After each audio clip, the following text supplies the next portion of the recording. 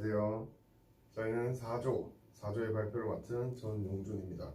저희가 이번에 글을 쓰게 된 주제는 논중문이고요. 그 중에서도 이제 난민에 대해서 다룰 겁니다. 일단 논중문이란 객관적인 정보를 설명하고 정보를 전달하는 데 목적을 둔 설명문과 다르게 저희의 입장과 주장에 객관적인 근거를 들어서 상대방을 설득시키거나 저희 주장에 대한 동의를 얻어내는 게 목적인 게 논중문입니다. 저희가 가보남을 보고 어떤 주제를 표출하여서 논중을 할 것인지 그것은 이제 간단한 영상을 보고 제가 넘어가도록 하겠습니다. 지금 서울 광화문에선 예멘 난민들의 수용 문제를 두고 집회가 열리고 있습니다. 찬성과 반대 측 모두가 나왔습니다. 최근 제주도에 예멘 난민들이 온 뒤 온라인에 의견이 많았죠. 도심에 실제로 수백 명이 나온 건 처음입니다. 취재 기자 연결합니다. 서효정 기자, 집회가 8시부터라고 하던데 막 시작했습니까?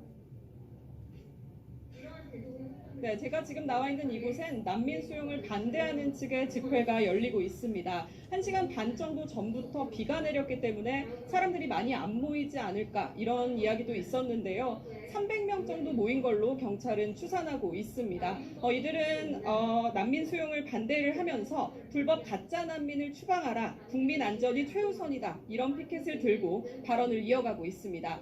난민법과 무비자 제도를 폐지하거나 개정하자는 게 이들의 주장입니다.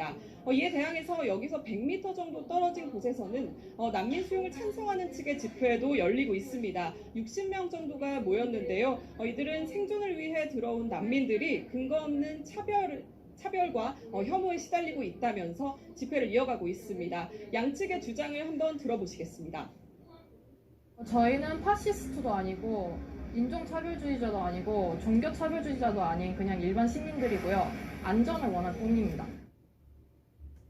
난민이다, 불법 체류자다 하는 박선전들이 실제 사실관계를 살펴보면 예멘 난민들의 예멘은 실제로 지금 심각한 내전.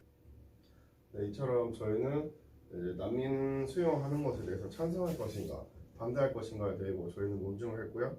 저희 조 4명 모두 이제 찬성하는 쪽으로 주장이 모였기 때문에 반대하는 입장에서의 이제 대표적인 몇 가지 논제를 저희가 반박하고 근거를 드는 방식으로 저희의 논증을 전개해 나가도록 하겠습니다.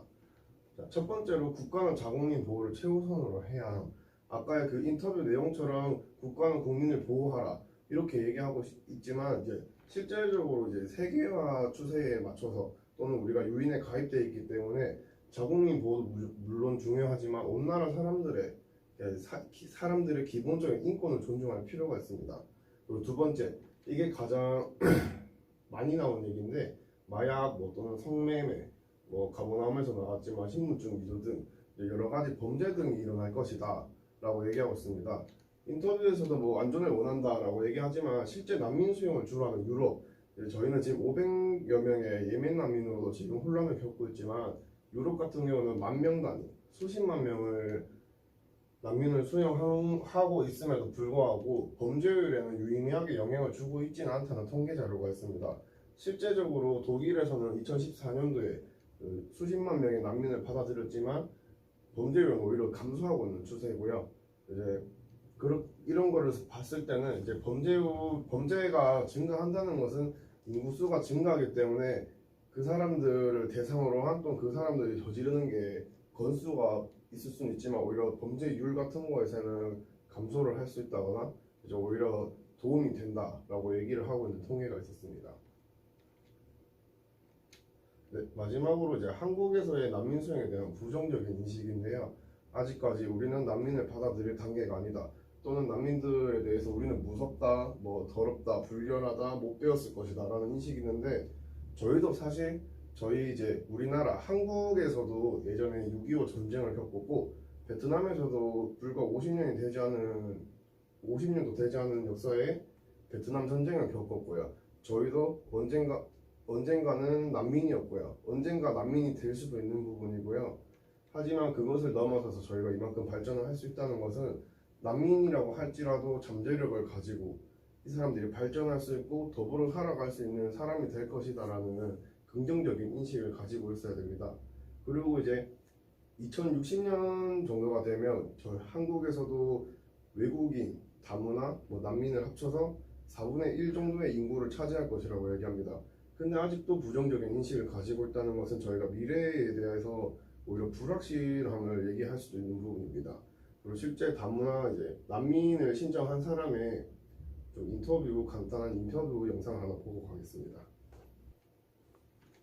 난민 신청하는 이유는 나라에 못 갔기 때문에 저도 사람이니까 살아야 되니까 나라에 가면 죽을 것이 없습니다.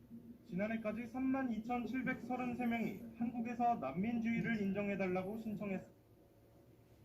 I think since I have been accepted by the Korean refugee office, I have been okay and I'm in a good situation now. 이 가운데 단 792명만 한국의 난민으로 인정됐습니다.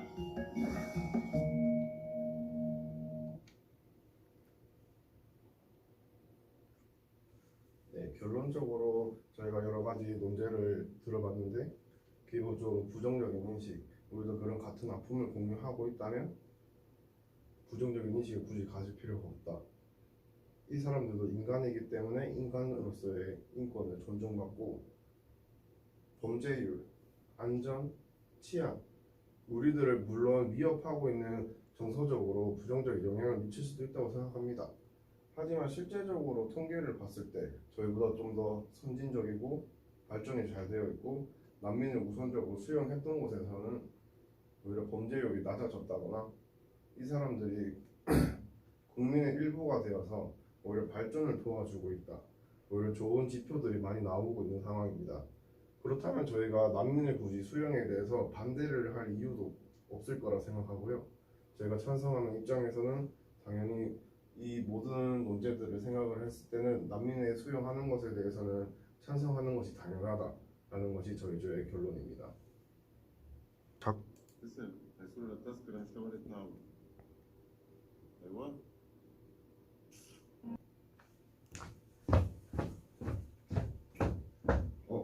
그래서 이번에 주활동 어땠어요? 저는 사회복지과라 가지고 당연히 이제 사회복지에서도 전에 이렇게 난민을 다뤄본 적도 있고요. 예전에 토론도 해본 적이 있어가지고 자연스럽게 찬성하는 입장이 됐었거든요. 소희 씨는 뭐 느끼는 게 어떠셨어요? 저는 평소에 뉴스 기사로라든지 난민에 대해서 많이 접하긴 했지만 사실 난민에 대해서 그렇게 진지하게 고민하거나 생각해 본 적은 없지만 이번 영화를 통해서도 그렇고 조활동을 해서 뭐 찬성 반대 입장을 한번 같이 생각해 보면서 난민에 대해서 우리가 좀 더 관심을 가져야 되겠구나라는 생각을 할 수 있었습니다. 제가 이거 공강 한번 오자고 되게 더 고생을 하는 느낌은 있지만 네, 린이랑 리엔이 네. 방금 이제 수업 때문에 갔잖아요. 네. 그래서 어떻게 소감 우리끼리만 할 수는 없는데 어떡하죠? 그럼 우리 목소리라도 친구들의 얘기를 한번 들어볼까요? 그거 좋은 생각이네요. 네. 사조의 한국문화정보학과 나우티린입니다. 가버나움을 보고 드는 생각은 여러 가지 있는데 그 다음에는 부모님을 고소합니다 하고 애를 그만 낳지 마세요 라는 말을 듣는 우리가 마음에 아주 아픕니다. 자인은 사랑한 여동생 사하르에게 옷도 챙겨주고 생리대까지 챙겨줬습니다. 똑똑한 자인은 케이트의 아이를 잘 보고 아이와 같이 즐겁습니다. 됐죠. 사조의 관광경영학과 린이라고 합니다. 가버나움 영화를 통해 사람들은 문상한 살았습니다. 한 가장에서 태어난 것은 12살 아이가 가진 어린 시절 아니라 12살이 학교 갈 수 없는 어려움 건너야 합니다. 이 영화가 자인과 같은 아이들이 더 나은 삶을 살도록 돕고 사회의 어두운 구석에 믿는 반하면 삶을 구건하기 위해 애쓰는 사람들이 있는 가난한 틈새 시장에 침투하기를 바랍니다. 저희 발표는 여기까지고요. 들어줘서 감사합니다. 감사합니다.